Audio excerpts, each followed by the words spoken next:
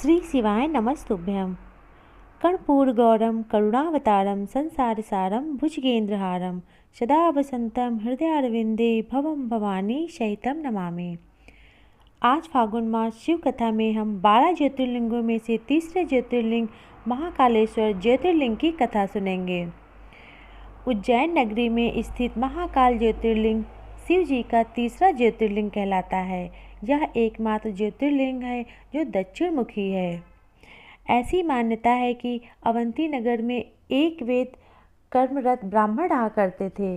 वे अपने घर में अग्नि की स्थापना कर प्रतिदिन अग्निहोत्र करते थे और वैदिक कर्मों के अनुष्ठान में लगे रहते थे। भगवान शंकर के परम भक्त और ब्राह्मण प्रतिदिन पार्थिव शिवलिंग का निर्माण कर शास्त्र विधि से उसकी पूजा करते थे।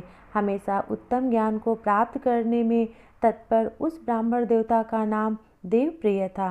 देवप्रिय स्वयं ही शिव जी के अनन्य भक्त थे, जिनके संस्कार के फलस्वरूप उनके शिव पूजा परायण ही 4 पुत्र हुए। वे तेजस्वी तथा माता पिता के सद्गुणों के अनुरूप थे। उनके चारों पुत्रों का नाम देवप्रिय, प्रियमेघा, संस्कृत और सुव्रत थे। उन दिनों रत्नमाला पर्वत पर दूषण नाम वाले धर्म विरोधी एक असुर ने वेद, धर्म और धर्मात्माओं पर आक्रमण कर दिया। उन असुरों को ब्राह्मण ने अजेता का वर मिला था। सबको सताने के बाद अंत में उस असुर ने भारी सेना लेकर आवंती उज्जैन में उस पवित्र और कर्मनिष्ठा ब्राह्मणों पर चढ़ाई कर दी।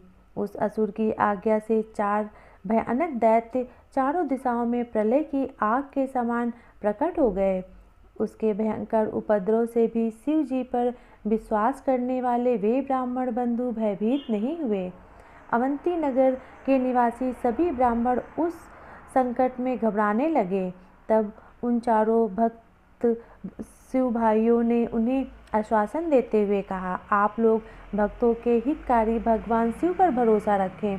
उनके बाद वे चारों ब्राह्मण बंधु शिव जी की पूजा करने के लिए ध्यान में अंतर्लीन हो गए। सेना सहित दूषण ध्यान मग्न उन ब्राह्मणों के पास पहुंच गया। उन ब्राह्मणों को देखते ही ललकारते हुए बोल उठा कि इन्हें बांधकर मार डालो। देवप्रिय के उन ब्राह्मण पुत्रों ने उन दैत्यों के द्वारा कही गई बातों पर कान नहीं दिया और भगवान शिव के ध्यान में मगन रहे। जब उस दैत्य ने यह समझ लिया कि हमारे डांट डपट से कुछ भी परिणाम नहीं निकलने वाला, तब उसने ब्राह्मणों को मार डालने का निश्चय किया।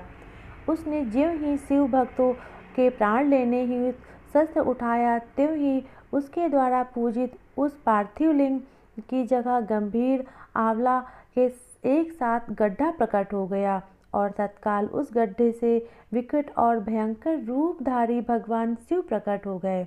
दुष्टों का विनाश करने वाले तथा सज्जन पुरुषों के कल्याण करता हुआ भगवान शिव ही महाकाल के रूप में इस पृथ्वी पर विख्यात हुए। उन्होंने दैत्यों से कहा, अरे दुष्टों, तुझ जैसे हजारों हत्याओं और महाकाल प्रकट हुआ हूँ। इस प्रकार धमकाते हुए महाकाल भगवान शिव ने अपने हुंकार मात्र से ही उन दैत्यों को भस्म कर डाला। दूषण की कुछ सेना को भी उन्होंने मार गिराया और कुछ स्वयं ही भाग खड़ी हुई। इस प्रकार परमात्मा शिव ने दूषण नामक दैत्य का वध कर दिया। जिस प्रकार सूर्य के निकलते ही अंधकार छट जाता है, उसी प्रकार भगवान आशुतोष शिव को देखते ही सभी दैत्य सैनिक पलायन कर गए। देवताओं ने प्रसन्नतापूर्वक अपने दंडभुजाओं आकाश से फूलों की वर्षा की। उन शिवभक्त ब्राह्मणों पर अति प्रसन्न भगवान शिव ने उन्हें आश्वस्त करते हुए कहा कि मैं महाकाल महेश्वर तुम लोगों पर प्रसन्न हूँ, तुम लोग वर मांगो।